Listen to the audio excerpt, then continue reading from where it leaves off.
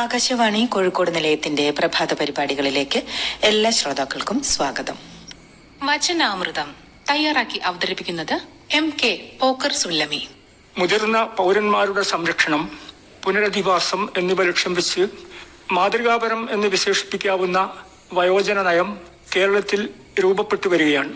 മുതിർന്ന പൗരന്മാർക്ക് സ്വച്ഛവും സ്വതന്ത്രവുമായ ജീവിതം ഉറപ്പുവരുത്താനും വയോജനങ്ങളിൽ ആത്മവിശ്വാസം വളർത്താനും ഗവൺമെന്റിനും സമൂഹത്തിനും ഉത്തരവാദിത്വമുണ്ടെന്ന തിരിച്ചറിവ് ആശ്വാസകരമാണ്. ശൈശവം, ബാല്യം, കൗമാരം, യൗവനം, വാർദ്ധക്യം എന്നീ ഘട്ടങ്ങളിലൂടെയാണ് മനുഷ്യജീവിതം കടന്നുപോകുന്നത്. ഓരോ ഘട്ടത്തിലും മാതാപിതാക്കളും കുടുംബവും സമൂഹവും നൽകുന്ന ഊർജത്തിലും കരുത്തിലുമാണ് നമ്മുടെ ജീവിതം വർണ്ണാഭമാകുന്നത്. സ്വയം മതിപ്പും ആത്മാഭിമാനവും കുറയുന്ന വാർദ്ധക്യ ഘട്ടത്തിൽ മതിയായ പരിഗണനയും പരിചരണവും നല്ല കരുതലും കിട്ടാതിരുന്നാൽ പ്രായമായവരിൽ പലതരം വ്യതിയാനങ്ങളും പ്രത്യക്ഷപ്പെടാനുള്ള സാധ്യതയുണ്ട്.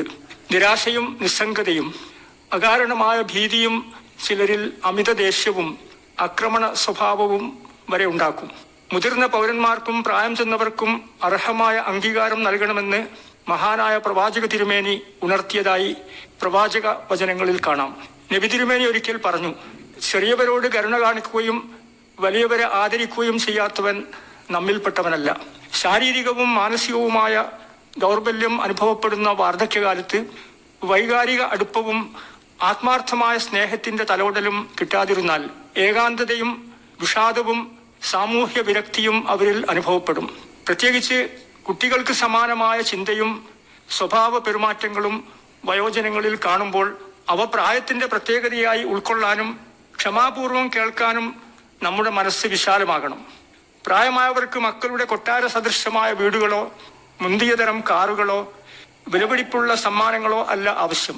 മറിച്ച് സ്നേഹത്തിന്റെ ശുശ്രൂഷകളും കരുതലിന്റെ തൂവൽ സ്പർശമുള്ള സാമീപ്യവുമാണ് അവർ ആഗ്രഹിക്കുന്നത്. തങ്ങൾക്ക് ചുറ്റും സ്നേഹത്തിന്റെ തണലൊരുക്കാൻ പ്രിയപ്പെട്ടവരുള്ളപ്പോൾ എല്ലാ സങ്കടങ്ങളും അവർ വിസ്മരിക്കും. ലോകം അവർക്ക് സുന്ദരവും ജീവിതം സന്തോഷം നിറഞ്ഞതുമാവും. പ്രായാധിക്യത്താൽ അവശത അനുഭവിക്കുന്ന മാതാപിതാക്കളെയും വയോജനങ്ങളെയും വൃദ്ധസദനങ്ങളിൽ അയക്കുന്ന മക്കളുണ്ട്. പേരമക്കളുമൊത്ത് സന്തോഷം പങ്കിടേണ്ട കാലം എല്ലാവരിൽ നിന്നും ഒറ്റപ്പെട്ട് ജീവിതം തള്ളി നീക്കേണ്ടി വരുന്നത് എന്തൊരു ക്രൂരതയാണെന്ന് നാം തിരിച്ചറിയേണ്ടതുണ്ട്. നമ്മുടെ മാതാവ് നമുക്ക് വേണ്ടി സഹിച്ച ത്യാഗത്തെക്കുറിച്ച് ഓർത്തു നോക്കുക.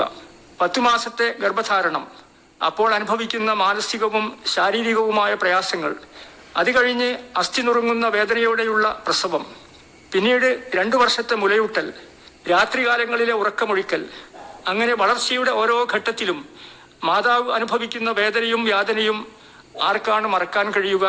മാതാവിനെ പോലെ തന്നെ പല കാര്യങ്ങളിലും പിതാവും മക്കളുടെ വളർച്ചയിൽ ത്യാഗങ്ങൾ അനുഭവിക്കുന്നത് നമുക്ക് അനുഭവമുള്ള കാര്യമാണ്.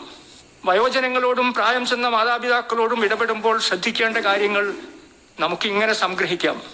അവരോടുള്ള ബഹുമാനവും പരിഗണനയും പ്രകടിപ്പിക്കുന്നതിൽ ഒട്ടും പിശുക്ക് കാണിക്കാതിരിക്കുക.